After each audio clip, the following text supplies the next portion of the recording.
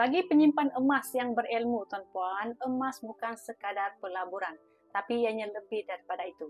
Tahukah tuan-puan bahawa emas adalah satu-satunya alat kewangan yang nilainya tidak boleh jatuh kosong. Dan mungkin mustahil nilainya akan jatuh kosong kalau ikutkan kepada situasi pada hari ini. Tanah, bangunan, rumah dan saham nilainya boleh jatuh kepada kosong bila-bila masa. Sebab ianya bergantung kepada jaminan dan permintaan kepada aset tersebut. Manakala emas pula tuan-puan tidak perlukan jaminan daripada mana-mana pihak. Nilainya bergantung kepada berat dan ketulinannya sendiri.